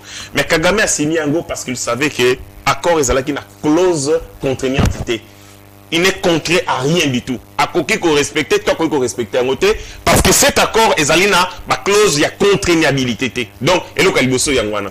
Yami Balé a signé Yango parce que il y a eu une médiation des États-Unis d'Amérique. Nous savons très bien relation dynamique au Rwanda va entretenir les États-Unis d'Amérique. C'est-à-dire bazalaki contré, il y a condima, facilitation, médiation, il y a parrain à Bango pour être que nous retient mon coloto. Sans savoir, il bien qu'on respecte un côté. Mais la problématique est comme ce qu'on m'a cassé. Donald Trump est président des États-Unis d'Amérique. C'est permettre de tenir le bas, avec manque de égard, avec manque de respect égarté. Président des États-Unis d'Amérique, comme ma République démocratique du Congo, na Rwanda va signer accord de paix sous médiation naé à Pessibiso gage caution. Il y a respectabilité à Rwanda parce que Salami entre Banamikete et Salami avec l'un des présidents les plus puissants au monde. La médiation, la qualité à médiateur, est très importante. Nanini, na suite ya kopé ça na ba engagement. La personne d'examen ko to sali engagement nga ina yonde ko zulu devant moi na biso ya mokie. To ko respecter, to respecter en côté parce que notre enfant azali na marge de manœuvre était ya ko pousser biso to respecter l'engagement na biso. Mais ça l'a mis devant moi la mokete, mokolo, de surcroît président des États-Unis d'Amérique. C'est que dans Likamboyo, Donald Trump engage sa responsabilité. Et go bima na monde mobimba que Donald Trump a été défié par un petit Paul Kagame oyo a signé kabako devant et salami wapi na mboka na bango pe na capitale na bango na bureau ya institution na bango et que lobby kaka ba foulé en pied. Ça remet en cause la crédibilité, la puissance des États-Unis d'Amérique et sa capacité à influencer les retours de la paix dans le monde. Nous avons entériné l'accord de paix. Nous avons signé un partenariat stratégique avec les Américains. Dans le cadre de partenariat stratégique, notamment industrialisation et économie en Boka Congo, mais aussi projet minier. Dans le cadre de projet, dans le cadre de partenariat, il est prévu investissement à Grand Inga. Il est prévu que Anzela, chemin de fer, Lobito Sakania, pour désengorger Mboka Kinshasa, Mboka Congo. Les États-Unis d'Amérique, Bamona, Bazalina, possèdent 50 minéraux critiques. Sur les 50 minéraux critiques, la République démocratique du Congo aurait corrigé 10, soit 20% de minéraux. C'est comme ça que va signer partenariat stratégique dans le Congo. Maintenant, tu remets toute la question. Est-ce que les Américains ont vraiment besoin de nos ressources? Parce que ceux qui ont possèdent des ressources, vont s'impliquer. Parce que quand il y a partenariat stratégique, il est prévu notamment la stabilisation des zones en conflit. Les zones en conflit, d'ici quand même 23, ça appelle d'ici quand comme ça les alliés. Donc,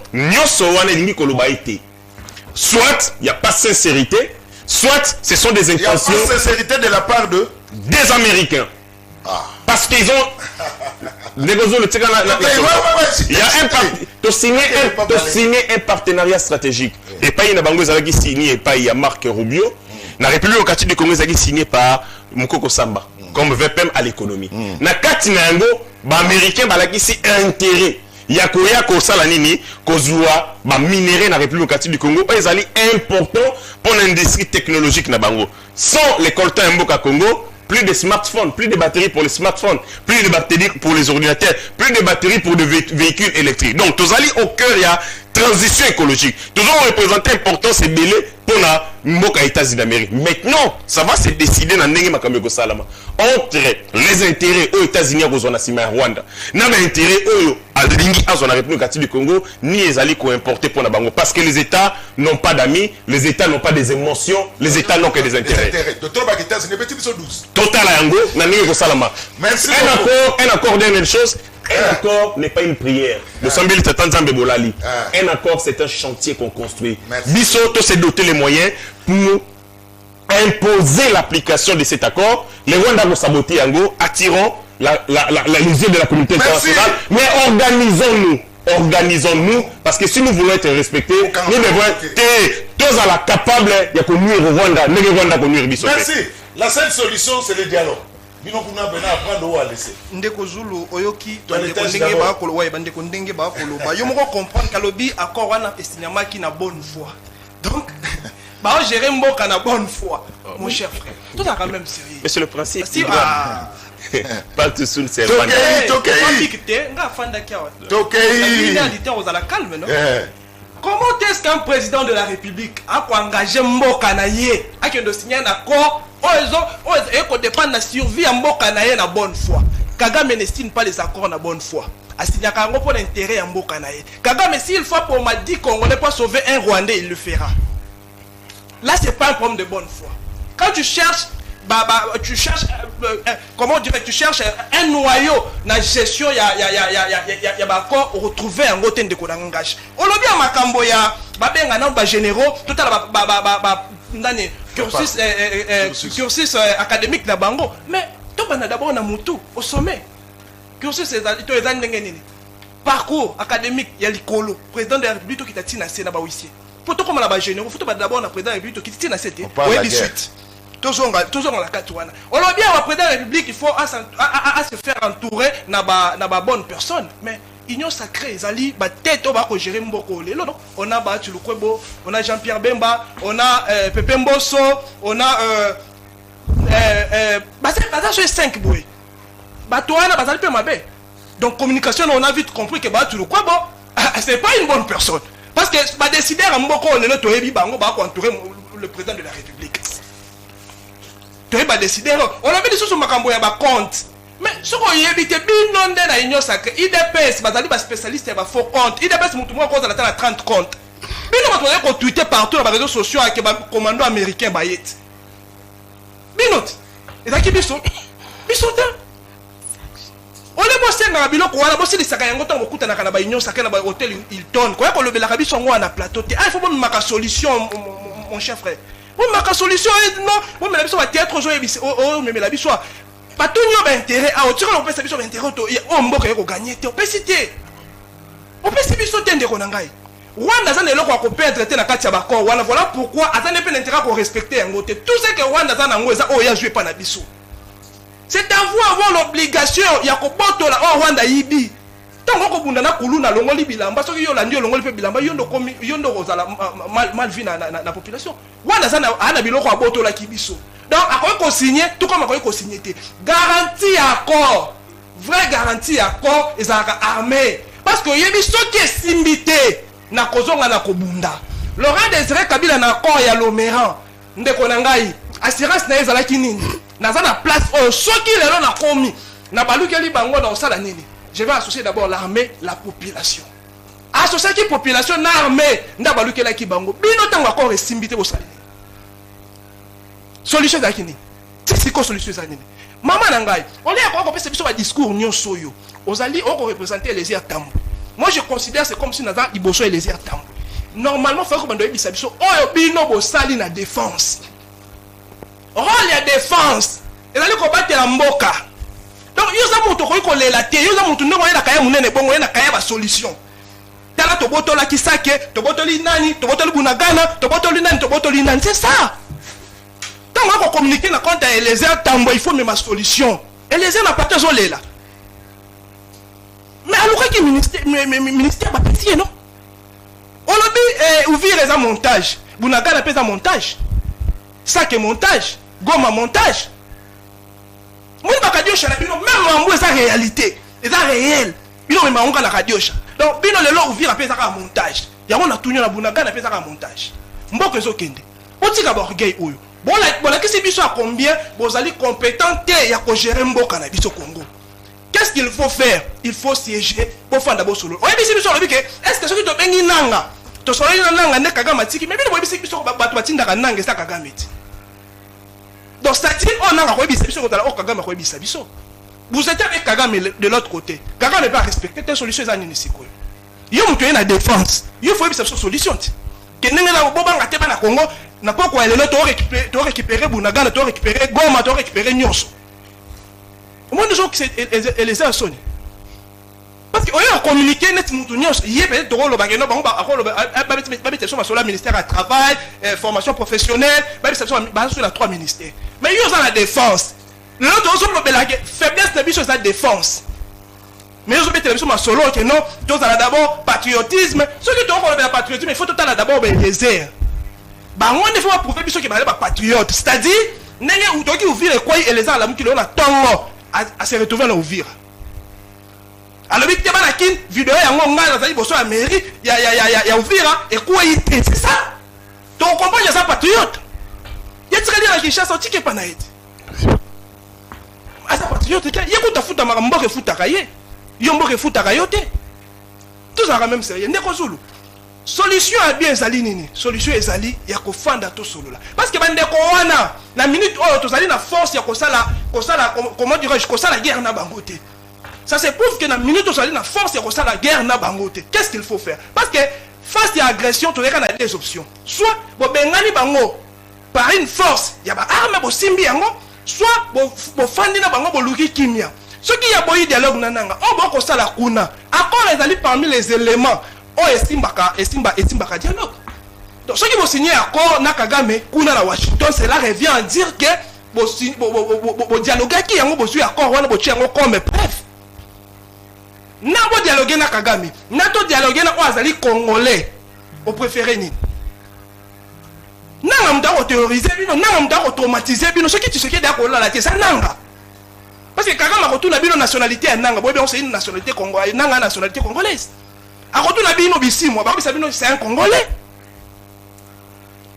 Qu'est-ce qu'il faut faire pour le moment? Donc continuer toujours comment on va être pour ça et la biso. Donc continuer toujours qu'on compte ma voyage. Tu sais qu'il y a un ça là. Ben de combat qu'on fait matin midi soir. Est-ce que vous avez la famille de l'autre côté?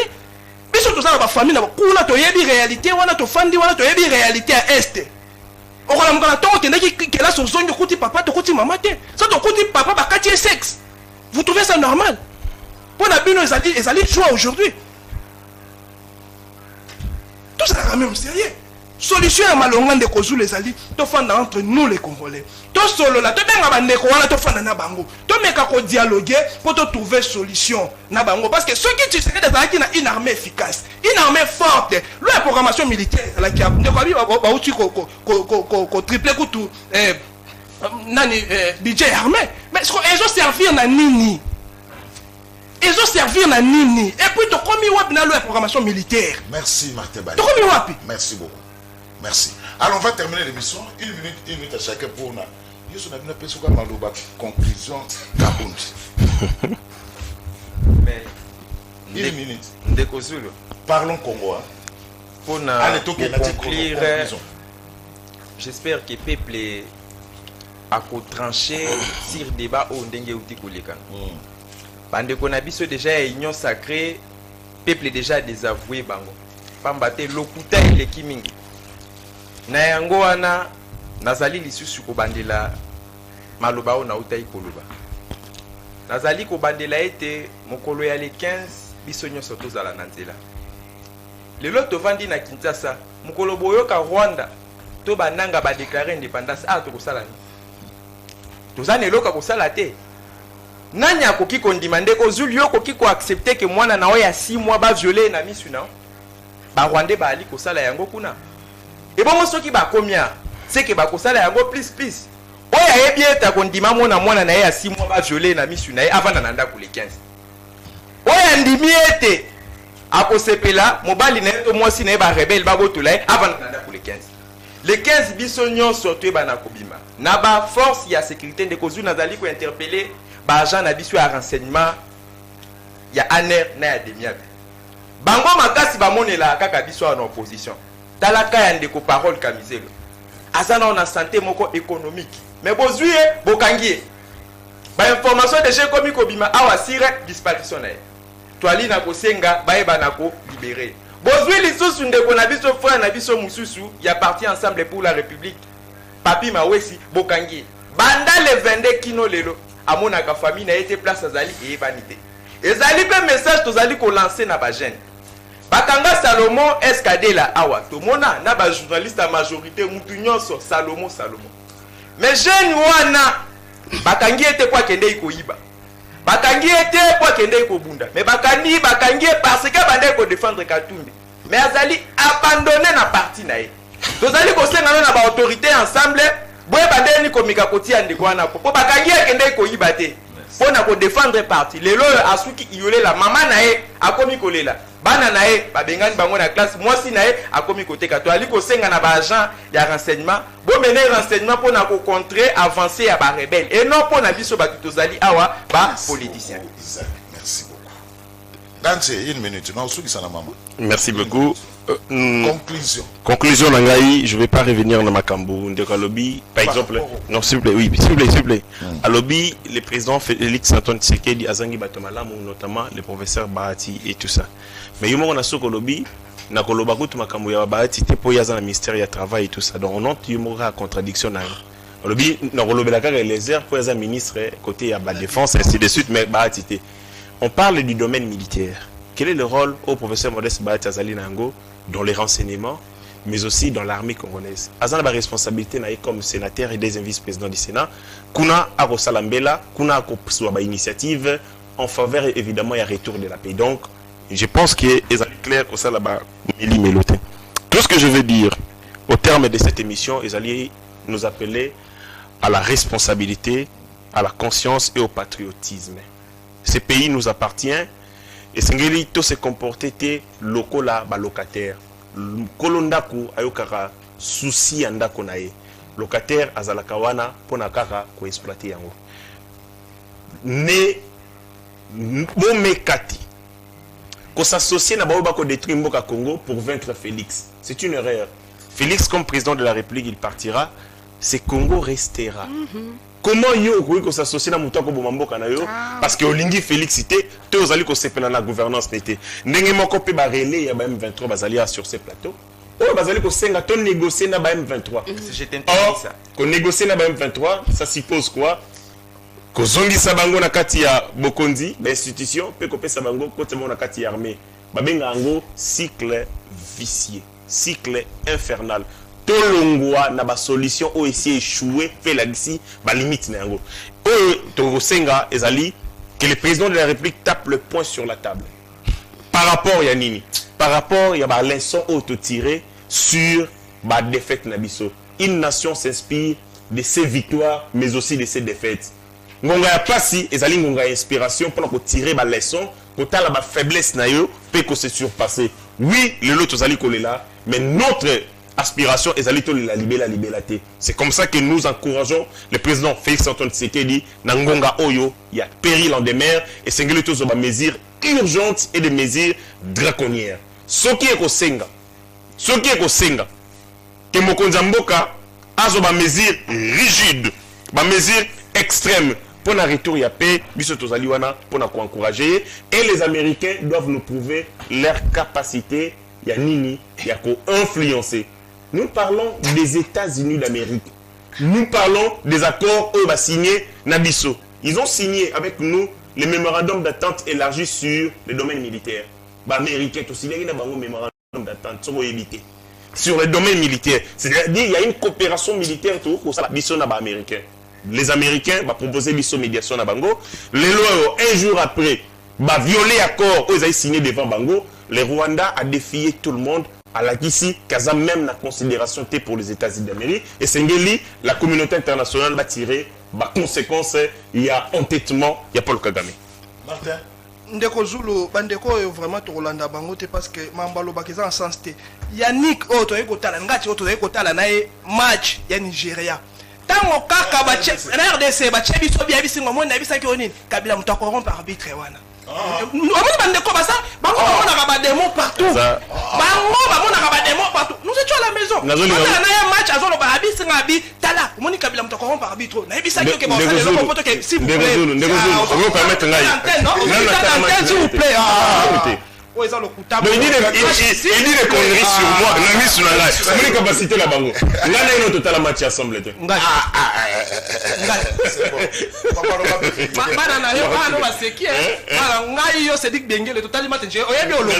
S'il vous plaît. On va les inviter. Mais quand ça met le second match, ça veut vite. Il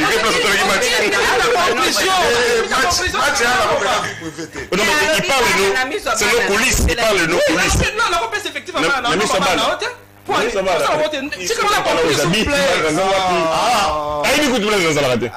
Toutes les questions direction à la fin de la d'accord,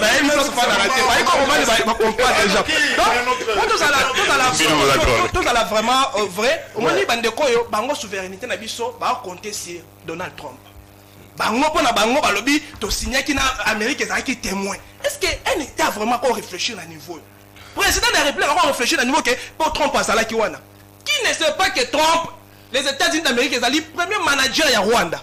Qui ne sait pas que Qatar est le deuxième manager à Rwanda. Tout ce que Rwanda ne serait pas dans Bisso, ce que pas payé les États-Unis d'Amérique et puis dans Qatar. Ce que tu es témoin, tu es complice, il y a ennemi, il y a témoin. Et puis, il y a là, ça ne trompe pas ça. Tu n'as pas commandé. Tout ça, quand même, c'est même la bonne foi.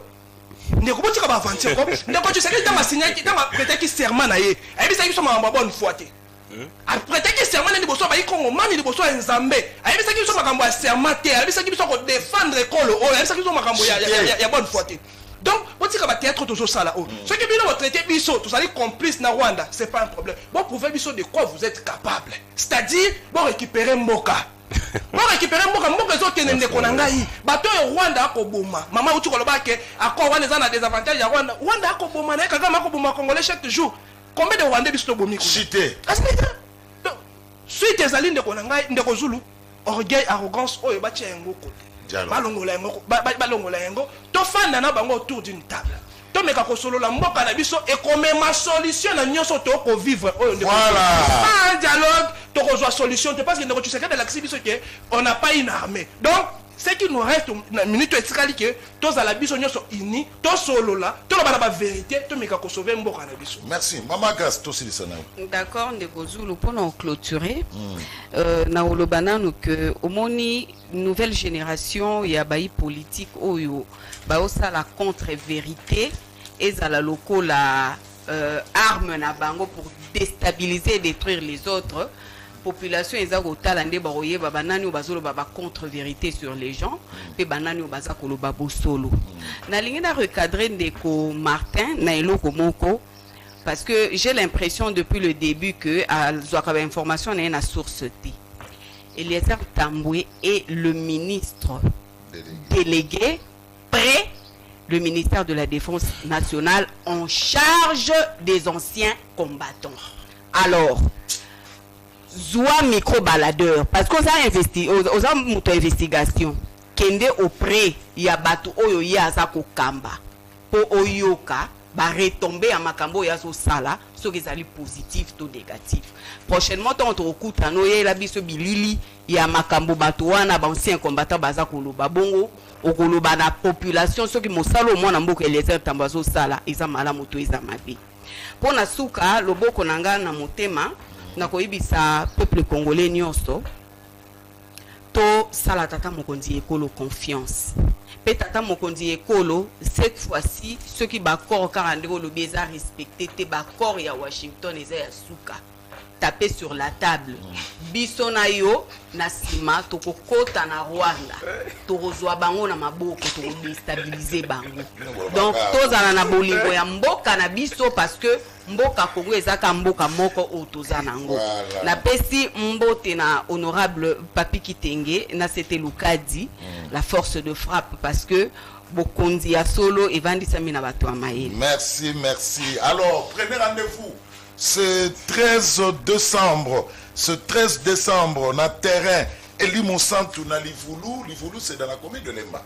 Voilà, na terrain Eli Monsantou na Livulu, na commune à Lemba. Décidé avec Martin Fayoulou Madidi organiser un grand meeting populaire contre la balkanisation. Donc, c'est 13 décembre, na terrain Eli Monsantou na Livulu, na commune à Lemba.